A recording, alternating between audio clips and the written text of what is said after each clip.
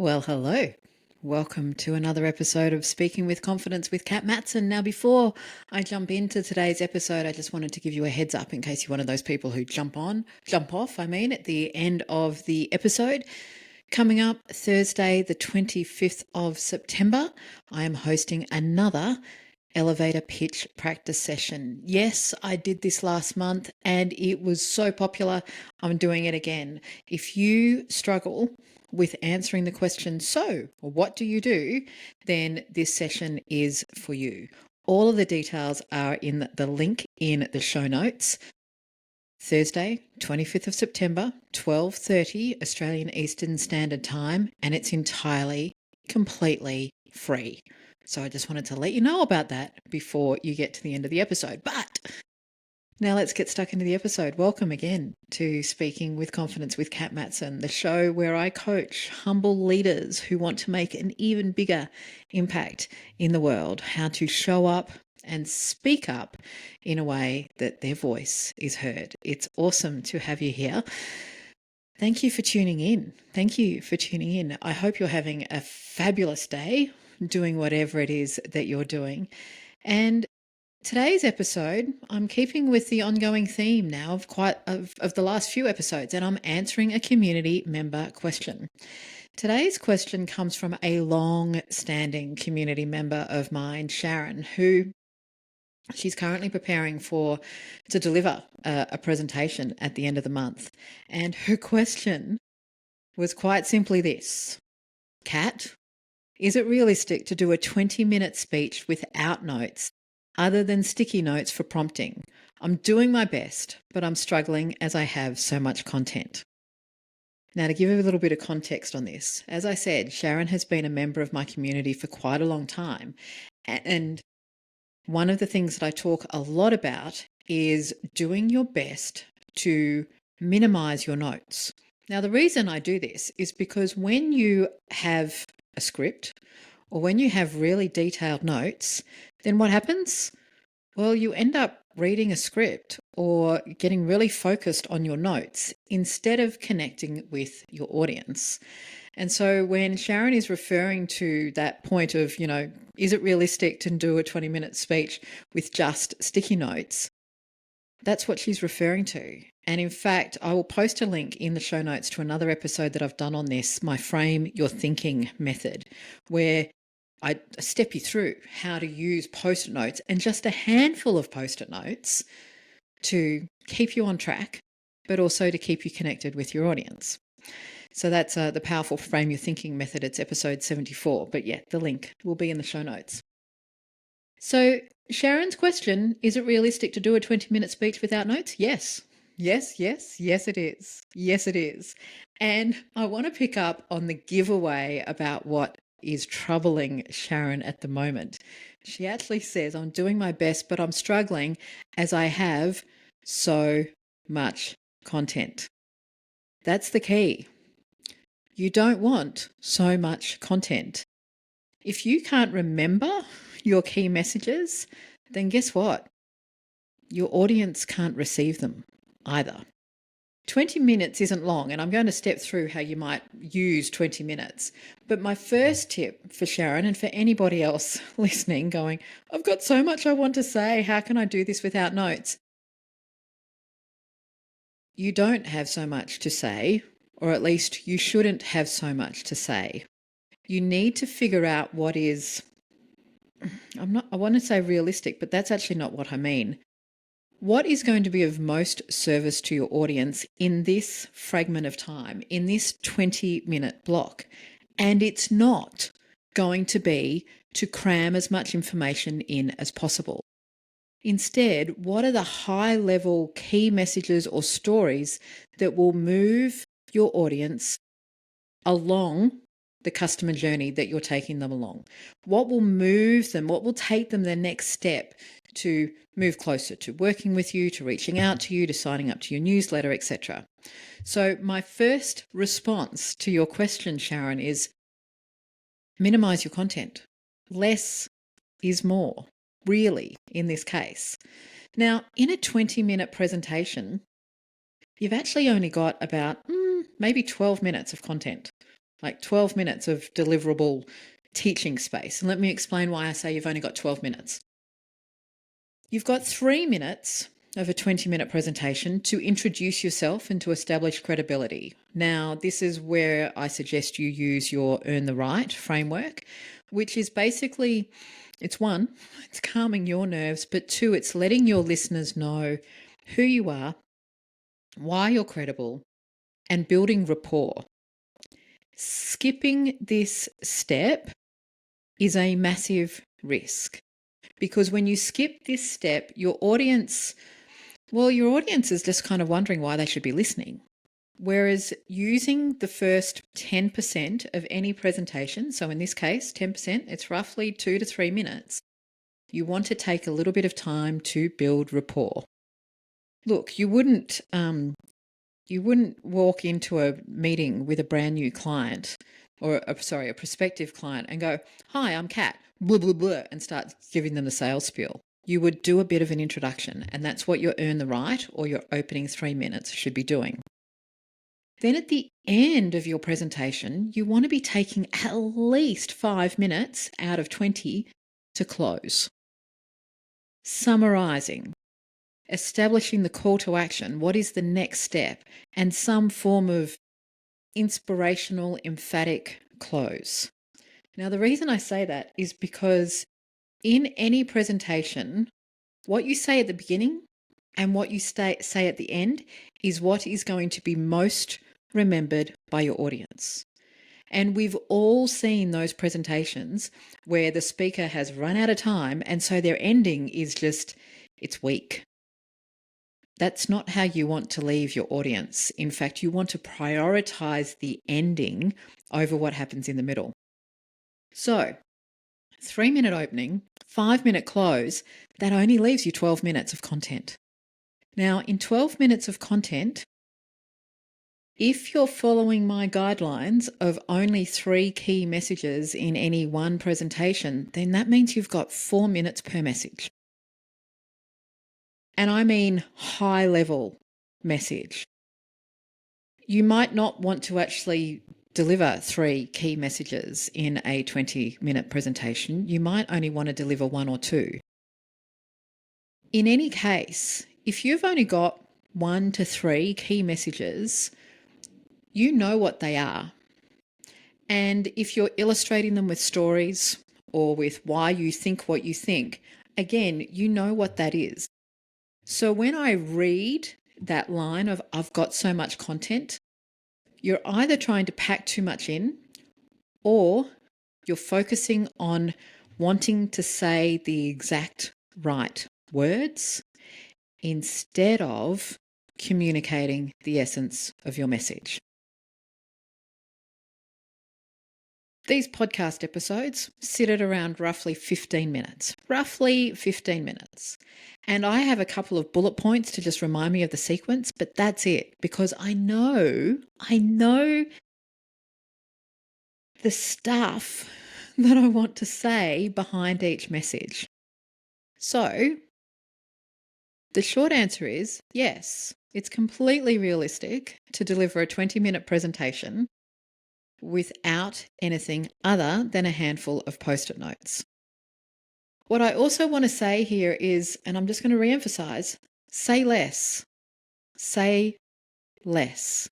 You are far better off having your audience remember 2 key messages that you landed than having them walk away feeling like they've been completely drowned by information and detail and data. One of the things that I teach, and if you've attended one of my free Speaking with Impact workshops, you'll know that one of the things I talk about is the lily pad concept.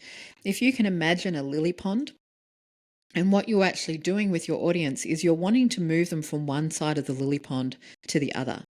Now, for you, that lily pond is really, well, it's very familiar. It represents your content, your knowledge, your experience, your expertise. And so for you, it's actually just it's almost like a puddle. You can jump across that little pond really easily in just a couple of steps. But for your audience, actually what they're seeing is all of these little lily pads. And they look a little bit destabilized. and unsecure for a new listener, to somebody who's not familiar with your content.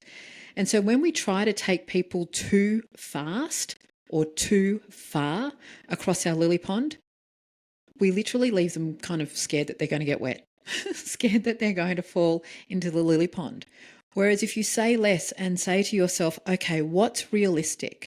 What's possible for me to take them on a journey from where they are now to where I want them to be?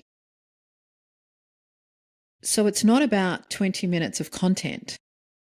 It's a 20-minute conversation to move them closer to where you want them to be.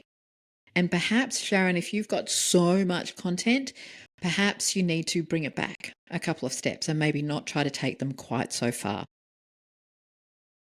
So if you know your content, if you know your stories, if you know the essence of where it is that you're taking people, then yes, a couple of post-it notes are going to be more than enough. The other thing that might help in your thinking, and this goes for anyone who kind of wants to really write down all of their words, imagine a presentation is a one-way conversation. When you're in conversation with someone, you are pausing, you're listening, you're waiting for their feedback, you're waiting for their contribution. And you're not therefore saying, you're not delivering a script. You're communicating key messages, you're outlining key benefits, you're delivering key steps. A presentation is actually the same. And sure, you're not getting that input. And as I'm doing right now, as I'm recording this episode, I'm imagining you listening. I'm imagining you nodding. I'm imagining you looking puzzled or curious. And so I'm still in that conversational space rather than in that data delivery or that word delivery or that script reciting space.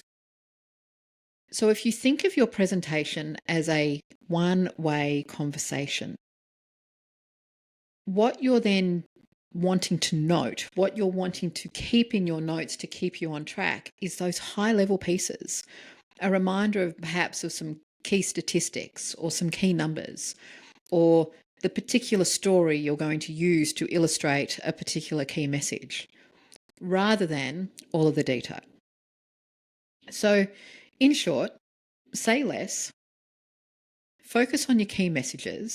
Remember that in a 20-minute presentation, you've really only got about 12 minutes or less of content. And so in 12 minutes, what's your best use of that time?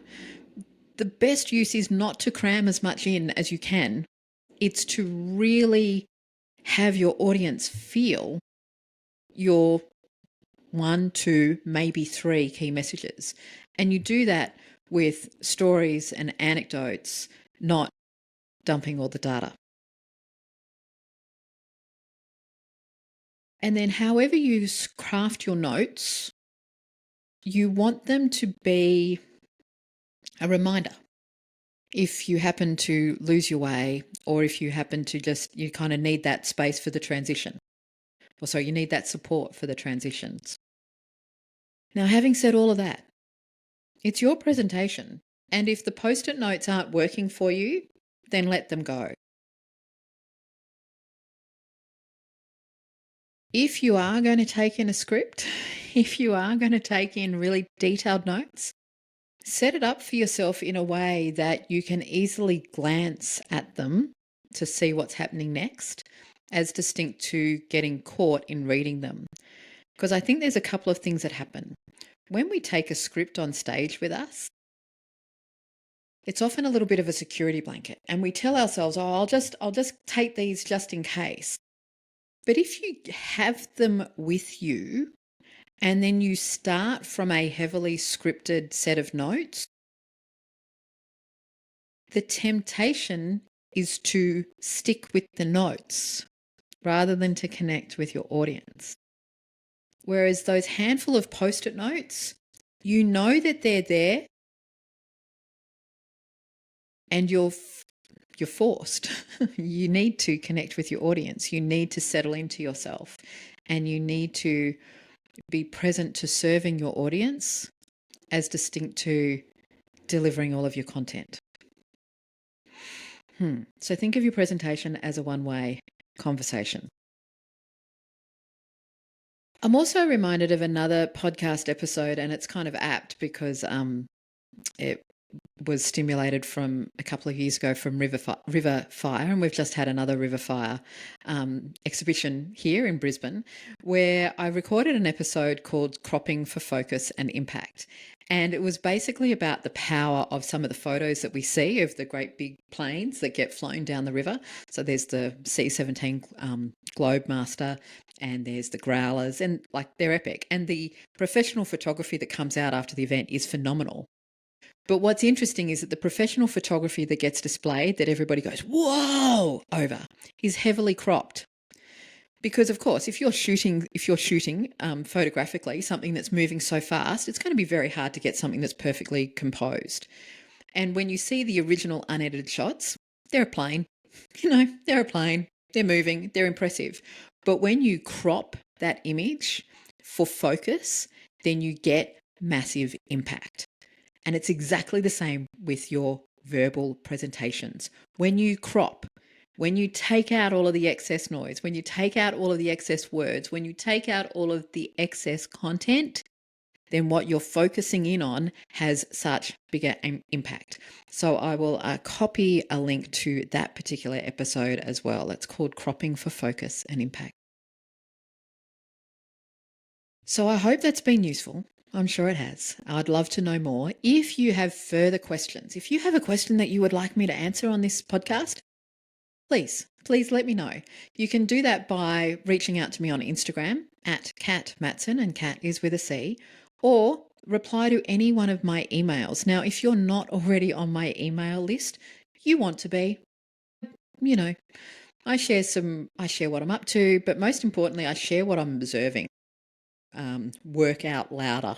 I'll let you know what's going on in my head, because I honestly believe that we learn more by hearing what people are actually doing, not just what we say we should be doing.